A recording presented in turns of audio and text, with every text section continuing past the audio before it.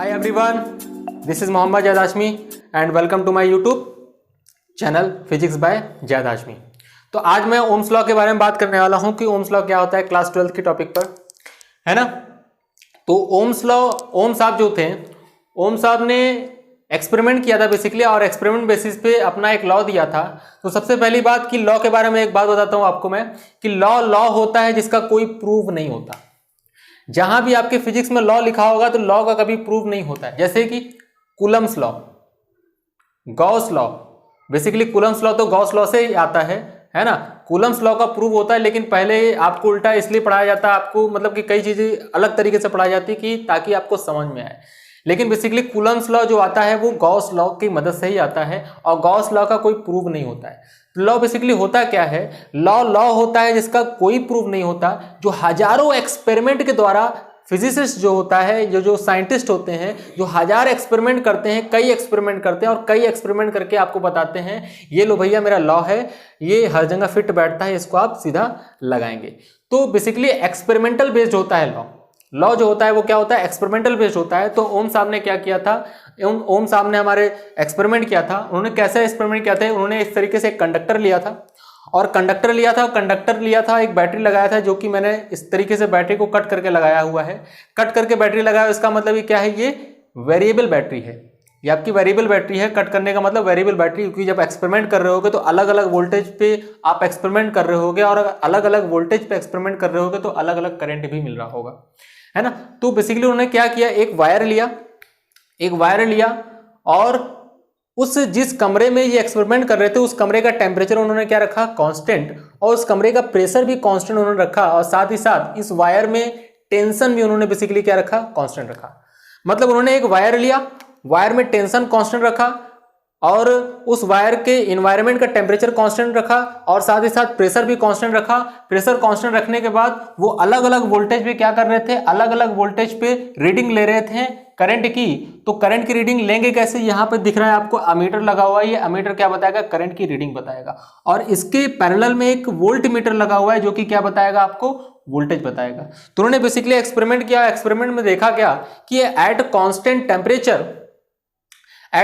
Temperature pressure and tension for a given wire, मतलब किसी दिए गए वायर के लिए, किसी दिए गए मटेरियल के लिए, किसी दिए गए कंडक्टर के लिए उन्होंने बेसिकली एक्सपेरिमेंट किया। तो उन्होंने पाया ये कि the ratio of the potential difference across the conductor and current in it is always constant. तो उन्होंने क्या देखा कि पोटेंशियल डिफरेंस जो इसके क्रॉस आता है, जो वोल्टेज आता है इसके क्रॉस, वो वोल्टेज अपॉन में करंट जो होता है वो हमेशा क्या रहता है, कांस्टेंट। और इसी कांस्टेंट को बाद में बोला गया कि भाई साहब ये तो रेजिस्टेंस है, कैपिटल आर। तो आपने जरूर पढ़ा होगा कि V बराबर कितना होता है, आई आर। तो यहां से भी कितना आता है, V बराबर आई आर। तो बेसिकली उन्होंने क्या किया था, उन्होंने एक्सपेरिमेंट किया और एक्सपेरिमेंटल बेस पे उन्होंने बताया कि ऐसा ऐसा होता है, तो उन्हें ओम्स लॉ नाम दे दिया गया। तो ओम्स लॉ बेसिकली है क्या, ओम्स लॉ क्या है, at constant temperature pressure and tension for a given wire the ratio of the potential difference, not potential, it is a potential difference across the conductor. किसी conductor के across potential difference है, ना कि potential है। तो ये V जो लिखा जाता है जनरली क्या होता है, पोटेंशियल डिफरेंस होता है। तो पोटेंशियल डिफरेंस और करंट का जो रेशियो होता है ये बेसिकली क्या होता है, हमेशा कांस्टेंट होता है। और जब इसकी वैल्यू निकाली गई तो ये पता चला कि ये तो रेजिस्टेंस होता है, तो इसी को बोला गया रेजिस्टेंस। तो V अपॉन आई बराबर कितना हो गया, R। तो V बराबर कितना हो गया, I इंटू में R,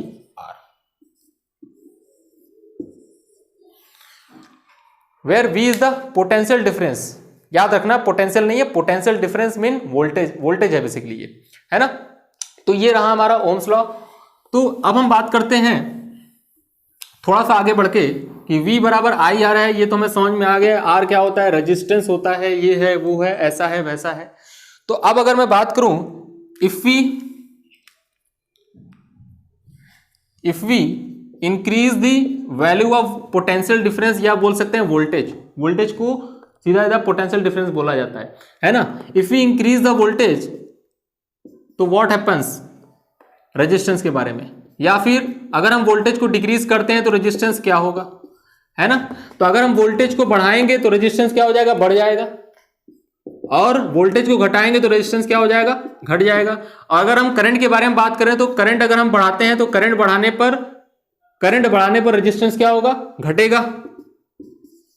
और करंट अगर हम क्या करते हैं, घटाते हैं, तो रेजिस्टेंस की वैल्यू क्या हो जाएगी, बढ़ जाएगी। तो अगर हम इस फॉर्मूले से अगर आप देखो तो वोल्टेज बढ़ाओगे तो रेजिस्टेंस बढ़ेगा, वोल्टेज घटाओगे तो रेजिस्टेंस घटेगा, करंट बढ़ाओगे इनवर्सली प्रोपोर्शनल तो रेजिस्टेंस घटेगा, और करंट बढ़ाओगे तो ये घटेगा, करंट घटाओगे तो ये बढ़ेगा, है ना। ऐसा लगता है लेकिन ये सब क्या होती है, फालतू बातें होती हैं, गलत है, ऐसा कुछ नहीं होता। मतलब रेजिस्टेंस पे वोल्टेज का कोई फर्क नहीं पड़ता, रेजिस्टेंस पे करंट का कोई फर्क नहीं पड़ता। कैसे पड़ेगा भाई, कैसे इसको बदल सकते हो, रेजिस्टेंस कैसे बदल सकते हो। रेजिस्टेंस कभी भी वोल्टेज पे डिपेंड नहीं करता, रेजिस्टेंस कभी भी करंट पे डिपेंड नहीं करता, क्योंकि ये कांस्टेंट है ना। ये तो फॉर्मूले में ही तुमने बोला था कि the ratio of the voltage and current is always a constant, तो रेजिस्टेंस कैसे बदल जाएगा। ये फॉर्मूले से ऐसा लगता है कि रेजिस्टेंस बढ़ाने पे वोल्टेज बढ़ता है, रेजिस्टेंस घटाने पे वोल्टेज बढ़ता है, लेकिन ऐसा कुछ होता नहीं है। वोल्टेज बढ़ाओगे तो करंट बढ़ता है, तो उनका रेशियो हमेशा क्या रहता है, कांस्टेंट। वोल्टेज घटाओगे तो करंट घटता है, तो उनका रेशियो क्या रहता है, हमेशा कांस्टेंट। यही ओम्स लॉ बता रहे थे कि ओम्स लॉ क्या उन्होंने बताया कि वोल्टेज और करंट का रेशियो हमेशा क्या रहेगा, कांस्टेंट। जैसे सिंपल सी बात है, मान लो कि पहला एक्सपेरिमेंट साहब ने किया, और साहब ने अगर पहला एक्सपेरिमेंट किया तो उन्होंने क्या देखा कि 10 वोल्टेज पर 10 वोल्ट के पोटेंशियल डिफरेंस पे करंट कितना मिला, करंट मान लेते हैं 10 वोल्ट के पोटेंशियल डिफरेंस पे करंट मिला 2 एम्पियर, तो इनका रेशियो कितना उन्होंने पाया, ये 5 आया, है ना। ये कितना आया, 5 आया। तो फिर उन्होंने वोल्टेज को बढ़ाया तो उन्होंने कितना कर दिया, 20 वोल्ट कर दिया। तो उन्होंने देखा कि 20 वोल्ट करने पर तो करंट बढ़ गया, करंट बढ़ के कितना हो गया, 4 एम्पियर। तो फिर से उन्होंने देखा इसका रेशियो कितना आया, 5।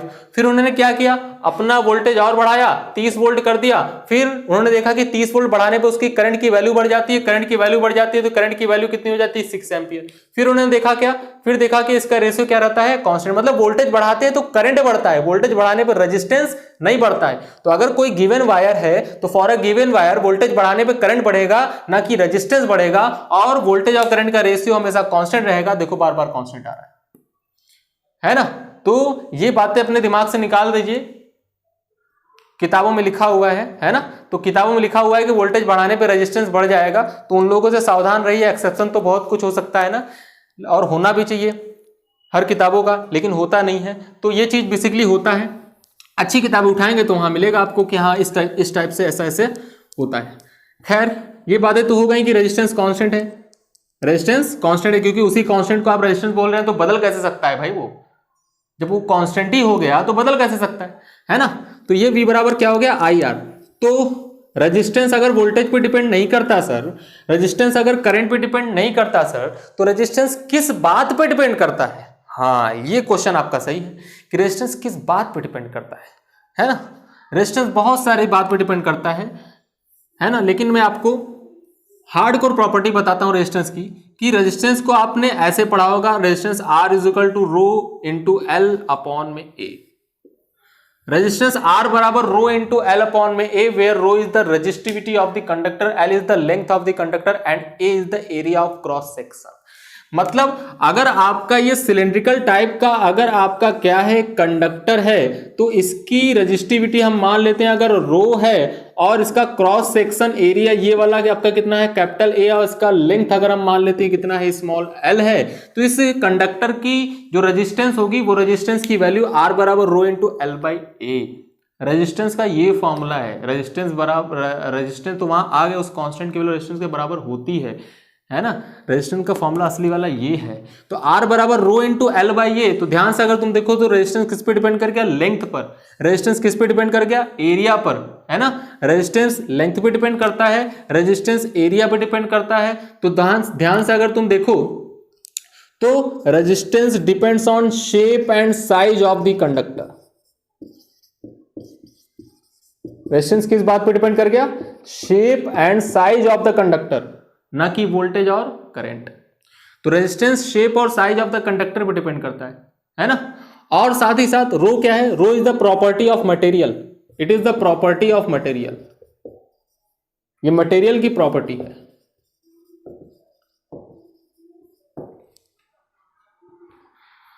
अगर मटेरियल चेंज करेंगे तो रो चेंज होगा, अगर मटेरियल वही है तो रो कभी भी चेंज नहीं होगा। वाई क्यों रो नहीं चेंज होगा? क्योंकि अगर इसके पहले पढ़ाया जाता है कि अगर रो की वैल्यू आप निकालते हैं या आर की वैल्यू निकालते हैं तो आर की वैल्यू इलेक्ट्रॉनिक मॉडल से आता है कि आर का असली फार्मूला और रो का असली फार्मूला होता है क्या? बेसिकली आर बराबर होता है M L upon N E square tau into A. उसी तरीके से ध्यान से अगर आप देखें तो रो की वैल्यू क्या बनी? रो की वैल्यू यहां से मिलेगा आपको, ये है रो, और रो बराबर क्या हो गया? एम अपॉन में N E square tau into में ए।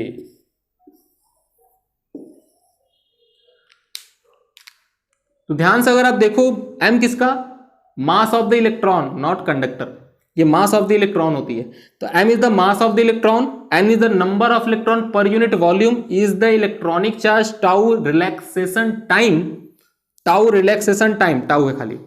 तो अब बताओ, ये जो चीजें मैंने बोली है, number of electron per unit volume, electronic charge, relaxation time और मास ऑफ द इलेक्ट्रॉन, ये कंडक्टर के अंदर की चीजें हैं ना। और अगर कंडक्टर के अंदर की चीजें हैं तो इसका मतलब ये रेजिस्टिविटी कंडक्टर के मटेरियल की प्रॉपर्टी है, क्योंकि अलग अलग मटेरियल होगा तो अलग अलग मटेरियल होने से number of electron per unit volume अलग अलग हो सकता है और रिलैक्सेशन टाइम भी अलग अलग हो सकता है। तो रिलैक्सेशन टाइम अलग अलग होगा, number of electron per unit volume भी अलग अलग होगा, जिसके कारण रो की वैल्यू अलग अलग हो जाएगी। मींस क्या बना कि अलग अलग मटेरियल की रो की वैल्यू अलग अलग होगी, मींस रजिस्टिविटी अलग अलग होगी। समझ आई बात? रेजिस्टिविटी क्या होगी? अलग अलग होगी। तो rho is the property of material. तो R depends on material and shape and size, है ना। तो उसके शेप एंड साइज पे डिपेंड करता है और मटेरियल पे डिपेंड करता है। It is the property of material and shape and size, ऐसे बोल सकते हैं। तो आर किस बात पे डिपेंड करेगा? आर डिपेंड करेगा मटेरियल पर कि किस चीज का मटेरियल है, और साथ ही साथ उस मटेरियल का शेप एंड साइज क्या है, उस बात पे डिपेंड करेगा। लेकिन रजिस्टिविटी सिर्फ और सिर्फ किस बात पे डिपेंड करेगी? कि वो कौन सा मटेरियल है। एम अपॉन में एन स्क्वायर टाउ, वो कौन सा मटेरियल, ये रेजिस्टिविटी डिपेंड करेगी। मतलब कॉपर है तो कॉपर का कितना बड़ा भी कंडक्टर बना लो, चाहे कितना भी छोटा कंडक्टर बना लो, रेजिस्टिविटी उतनी ही रहने वाली है ना। लेकिन कॉपर का लेंथ बड़ा करने पर, लेंथ छोटा करने पर उसकी रेजिस्टेंस चेंज हो सकती है, लेकिन रेजिस्टिविटी कभी भी चेंज नहीं होगी। ये चीजें होती हैं। तो R बराबर rho into L by A, rho बराबर M upon N square tau. इसका रेजिस्टेंस का असली फॉर्मूला क्या है? M upon N square tau, L upon में यहीं से आता है R बराबर rho into L by A, यहीं से प्रूव होता है। खैर ठीक, तो ये बातें समझ में आ गई कि अच्छा ये ऐसे ऐसे ऐसे ऐसे ऐसे ऐसे हो गया, और रेजिस्टिविटी मटेरियल की क्या होती है? प्रॉपर्टी होती है। सिंपल सा क्वेश्चन।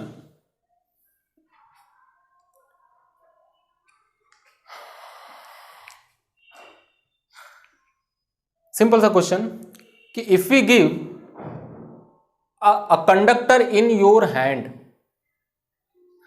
अगर एक कंडक्टर अगर आपके हाथ में दे दिया जाता है, क्लियर है, तो क्या उसका रेजिस्टेंस सेम रहेगा हमेशा या चेंज होगा? अगर एक कंडक्टर आपके हाथ में दे दिया जाता है, क्या उसका रेजिस्टेंस चेंज होगा या वही रहेगा समय के साथ? मेरा क्वेश्चन ये है। ऑब्वियस सी बात है। जैसे मैं अगर तुमसे ये बोलूं कि ये कंडक्टर है आपका, ये पेन एक टाइप का कंडक्टर है। अगर ये पेन एक टाइप का कंडक्टर है तो इसका बताओ, इसका रेजिस्टेंस कांस्टेंट रहेगा क्या? इसका रेजिस्टेंस एक ही होगा क्या? तो आंसर है नहीं। इसका रेजिस्टेंस, कई रेजिस्टेंस इसके हो सकते हैं। अगर एक कंडक्टर तुम्हारे हाथ में दे दूं, एक ही कंडक्टर, वही मटेरियल, वही लेंथ, वही एरिया, क्या बोला? वही लेंथ, वही एरिया, वही मटेरियल, अगर मैं तुम्हारे हाथ में दे दूं तो उस कंडक्टर का रेजिस्टेंस अलग अलग हो सकता है। नई बात बताया, और अगर नई बात बताया तो सीखो इसको कैसे हो सकता है। देखो ध्यान से, मैं दिखा रहा हूं, प्रूफ कर रहा हूं। जैसे मैंने बोला कि एक क्यूब है, क्यूब ना मानो, क्यूबॉइड टाइप का एक मटेरियल मानो,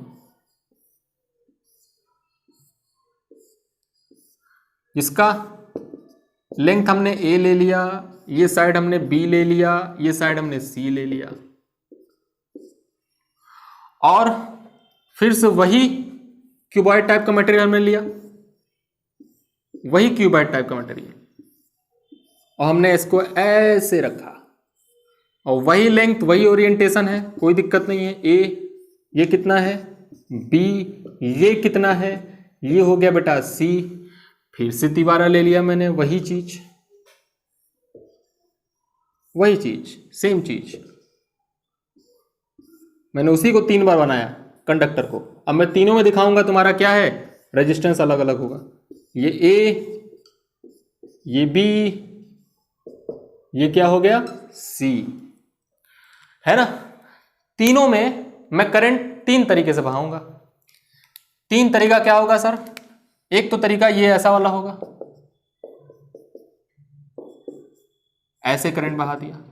एक तरीका ऐसा वाला हो गया कि करंट में इस तरीके से बहाऊं, और एक तरीका में आपकी तरफ से आ रहा है, ऐसा वाला हो गया,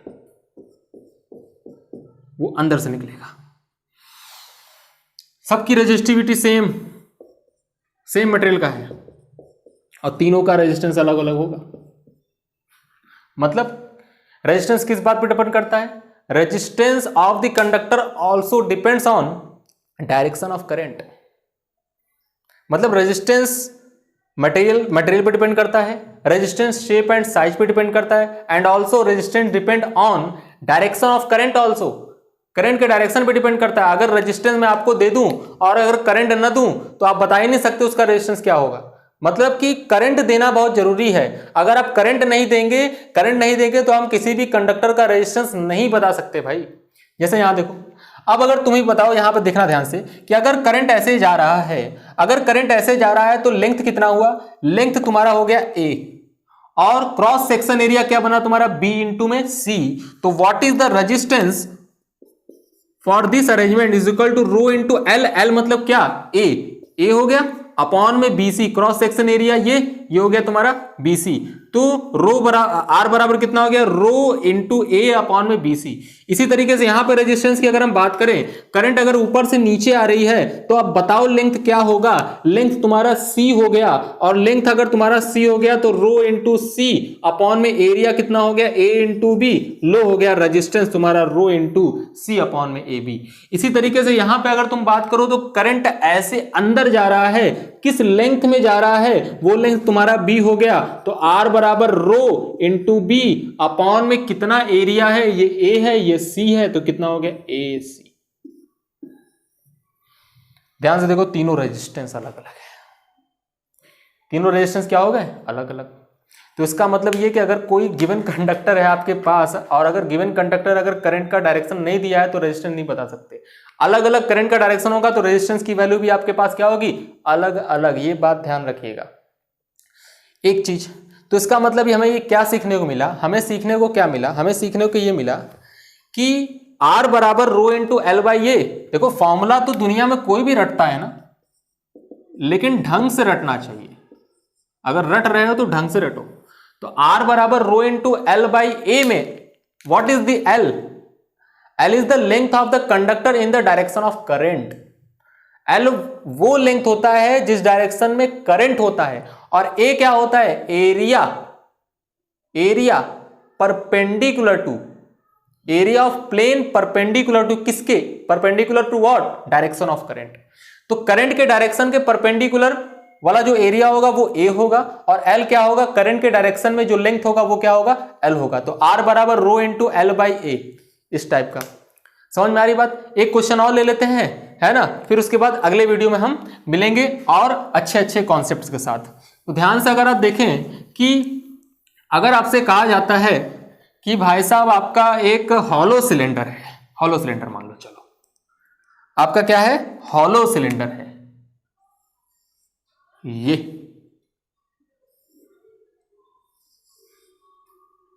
इस टाइप से हॉलो सिलेंडर है ना, ये हो गया आपका हॉलो सिलेंडर। हॉलो सिलेंडर है, मटेरियल कहां है, मटेरियल आपका यहां भरा हुआ है, बीच में खाली है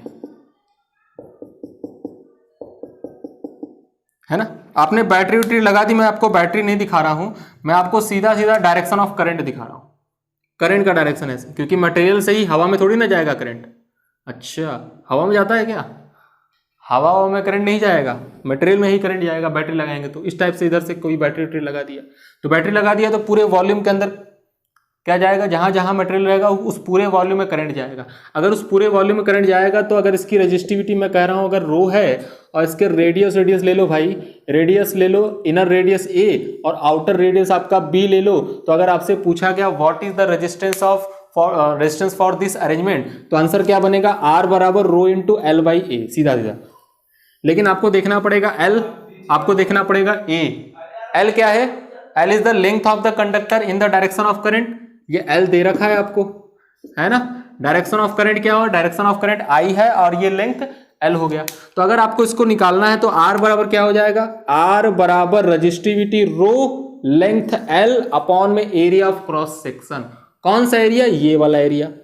अब ये वाला एरिया निकालने के लिए आपको क्लास 10th का मेंसुरेशन लगाना पड़ेगा। मेंसुरेशन मतलब बड़े वाले एरिया में से छोटा वाला एरिया घटा दो, जैसे ही छोटा वाला एरिया घटाओगे वैसे ही क्या हो जाएगा, कैविटी का एरिया आ जाएगा। ये जो बचा हुआ है एरिया आ जाएगा, इस कैविटी को हटा दो। तो ध्यान से अगर तुम देखो तो इसका रेडियस कितना दे रखा था तुमको, इसका रेडियस है आपका b और इस छोटे वाले का रेडियस कितना दे रखा है a। तो इसका एरिया कितना हो जाएगा, पाई बी स्क्वायर। इसका एरिया कितना हो जाएगा, पाई ए स्क्वायर। तो a के जगह पे क्या रखोगे, एरिया ऑफ क्रॉस सेक्शन में पाई बी स्क्वायर माइनस में A square is the correct answer. तो resistance of the conductor rho into L upon pi B square minus A square. ठीक है, तो आज की वीडियो को यहीं पर रोकते हैं, फिर अगले कॉन्सेप्ट के साथ अगले वीडियो में हम मिलेंगे। Thank you very much.